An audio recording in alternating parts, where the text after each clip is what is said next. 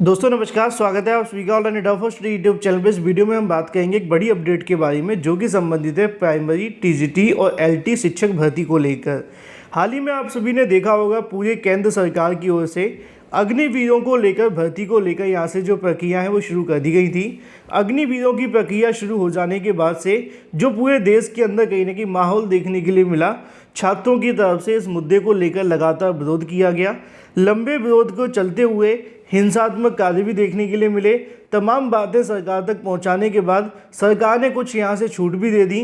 जैसे कि अगर बात की है 2 साल की यहाँ पे उम्र सीमा के अंदर छूट दे दी गई, 10% आरक्षण दिए जाने की बात की गई, लेकिन अग्निवीर योजना को सरकार के माध्यम से वापस नहीं लिया गया। उसी समय पे बहुत सारे छात्रों के मन में सवाल हुआ करते थे, क्या अब शिक्षक भर्तियों के अंदर शिक्षावीर भी देखने के लिए मिलेंगे? क्या इस प्रकार की भर्तियां भी हो सकती हैं? हालांकि आप जानते हैं कि शिक्षा के अंदर बहुत पहले से इस प्रकार की भर्तियां हुआ करती थी जिनका नाम आप सुना करते थे शिक्षा मित्र के रूप में, वो भी अग्निवीरों से कम नहीं थे।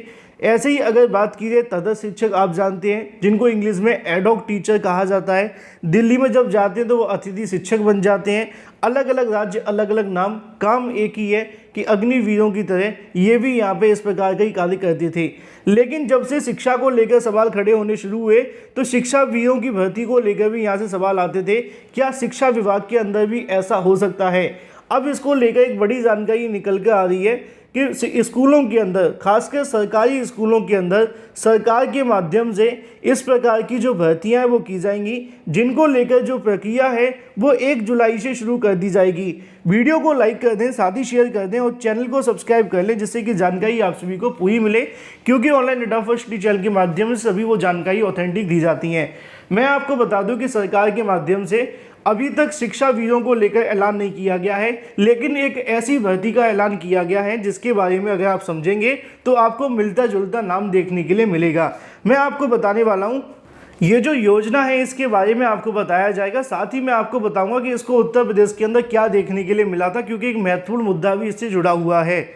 अगर आप सभी को याद होगा तो उत्तर प्रदेश के अंदर भी योगी सरकार के माध्यम से पिछली बार 2018 में 19 के समय पे इस प्रकार के मामले देखने के लिए मिले थे कि संविदा पे भर्तियां होंगी, जिसका छात्रों ने पुरजोर विरोध किया था। फिर सरकार ने इस बात को माना कि हमारे पास ऐसा कोई प्रस्ताव नहीं है, फिर ये मामला चला गया ठंडे बस्ते में। उसके बाद केंद्र सरकार अग्निवीर योजना लेकर के आई। अब अगर बात की जाए तो यहाँ पे लिखा हुआ है कि सरकारी स्कूलों के अंदर निजी क्षेत्र के जो लोग होंगे वो यहाँ से सेवाएं देंगे। अब सवाल ये खड़े होते हैं कि अगर निजी क्षेत्र मतलब कि जो प्राइवेट क्षेत्र के लोग, जिनको हम शिक्षक कह सकते हैं, स्कूलों के अंदर देंगे तो शिक्षक ही होंगे, है ना? तो अगर वो अपनी यहाँ से सेवाएं देंगे तो आगामी समय के अंदर कैसे देखने के लिए मिलेगा? क्या नई शिक्षक भर्तियाँ नहीं होंगी या फिर क्या देखने के लिए मिलेगा? इसको लेकर नीचे जानकारी लिखी हुई है और ये जो जानकारी आप सभी को देखने के लिए मिलती है वो नई शिक्षा नीति के तहत बताई जा रही है। अगर बात की जाए नई शिक्षा नीति के तहत शिक्षा के क्षेत्र के अंदर कई बड़े बदलाव होने जा रहे हैं। इसी की कड़ी में अगर बात की जाए तो केंद्र सरकार की ओर से विद्यांजलि योजना आ रही है। इसको लेकर इस योजना के तहत सरकारी स्कूलों के अंदर जो शैक्षणिक और आर्थिक गुणवत्ता सुधार लाया जाएगा, मतलब कि पढ़ाने के लिए और गुणवत्ता में सुधार लाने के लिए यहाँ से विद्यांजलि योजना को लागू किया जाएगा। नीचे लिखा हुआ है कि गुणवत्ता में सुधार लाया जाएगा। गुणवत्ता सुधारने के साथ ही निजी क्षेत्र के और समुदाय के लोगों की मदद ली जाएगी। यानी अब सरकारी स्कूलों के अंदर निजी क्षेत्र और समुदाय के लोग भी सेवा देंगे। इसको लेकर जो तैयारियां वो शुरू हो चुकी हैं। यहाँ पे एक बात मैं आप सभी को बिल्कुल क्लियर कर दूं कि ये जो मामला संबंधित है ये बिहार से संबंधित है, जो सोशल मीडिया पे आपको देखने के लिए मिल रहा है। लेकिन जानकारी है सरकारी स्कूलों के बारे में तो आपको जानना भी बेहद आवश्यक है। सिर्फ बिहार या उत्तर प्रदेश का नहीं है, अगर कोई मामला लागू किया जा रहा है तो वो किस आधार पर किया जा रहा है आपको पता अवश्य होना चाहिए। जैसा कि नीचे लिखा हुआ है कि गया जिले के अंदर विद्यांजलि योजना को धरातल पर उतारने की कवायद तेज हो रही है। इसके संबंध में 25 जून को एक बैठक भी होने जा रही है।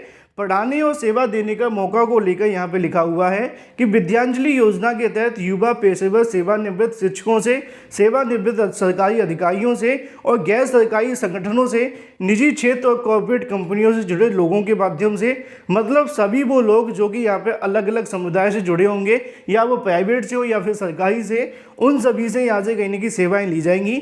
नीचे लिखा है सरकारी स्कूलों के अंदर सेवा देने का मौका मिलेगा। यानी अगर कोई युवा या सेवानिवृत्त नियमित अधिकारी स्वेच्छा से सरकारी स्कूलों को पढ़ाना चाहता है तो बच्चों को अपने अनुभव का लाभ देना चाहते हैं तो उन्हें यहाँ से मौका मिलेगा। इसी तरह अगर कोई निजी क्षेत्र की कंपनी या किसी सरकारी स्कूल की आधारभूत संरचना को बेहतर करने के लिए मदद करना चाहता है तो वह कर सकती है। विद्यांजलि योजना को लेकर गया जिले में लागू करने के लिए जिला शिक्षा कार्यालय की ओर से शुरू कर दी गई है। इसको लेकर जानकारी लिखी है कि 25 तारीख को हुई बैठक के अंदर यहाँ पे जो दिशा निर्देश हैं वो दे दिए गए हैं।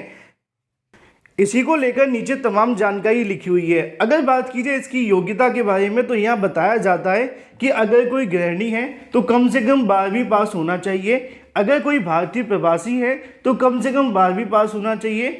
यदि कोई एनआरआई है तो उनके पास में ओसीआई कार्ड होना चाहिए। अगर कोई सेवानिवृत्त व्यक्ति है तो उसका स्नातक होना आवश्यक है। ये सभी इसके लिए यहाँ से आवेदन कर सकेंगे। हम कह सकते हैं कि ये उनमें अपनी सेवाएं दे सकेंगे। तो योग्यता की अगर बात की जाए तो उसमें बताया जाता है कि यहाँ पे कोई भी आवेदन कर सकते हैं इसके लिए जहाँ पे आपको सिर्फ 12th या फिर स्नातक के तौर पे पढ़ाने का मौका मिलेगा। इसमें ये नहीं बताया गया कितना आपको मानदेय दिया जाएगा या मिलेगा भी कि नहीं मिलेगा। नीचे लिखा हुआ है कि गुणवत्ता शिक्षा के लिए केंद्र सरकार के द्वारा विद्यांजलि योजना लाई गई है। इसके लिए सभी सरकारी स्कूलों का जो रजिस्ट्रेशन है वो गया जिले में 3311 स्कूलों के लिए 1 जुलाई से सभी स्कूलों को लेकर विद्यांजलि पोर्टल शुरू कर दिया जाएगा, जिसके बारे में तमाम जानकारी यहाँ पर लिखी हुई है।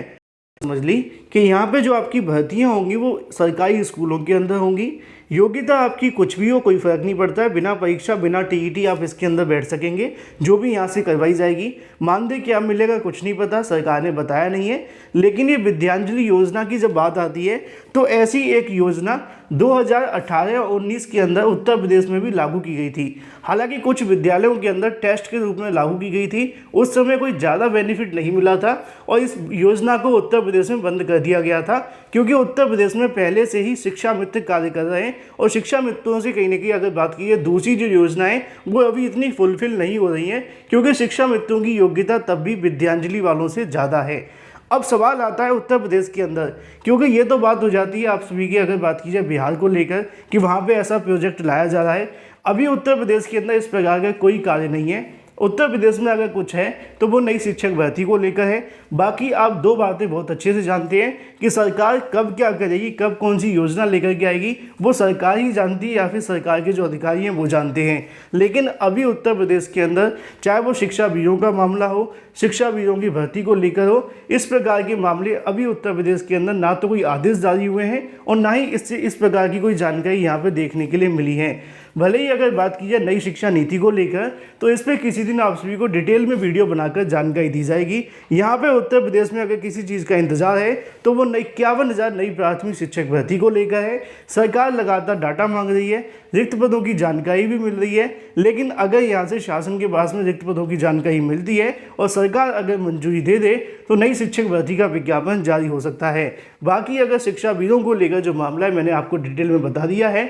अभी उत्तर प्रदेश में इस प्रकार की कोई भी योजना वर्तमान में नहीं है। अगर कोई जानकारी होगी तो आपको इस चैनल के माध्यम से दे दी जाएगी। अपने विचार आप सभी कमेंट के माध्यम से दे सकते हैं। वीडियो को लाइक कर दें, साथ ही शेयर कर दें और चैनल को सब्सक्राइब कर लें।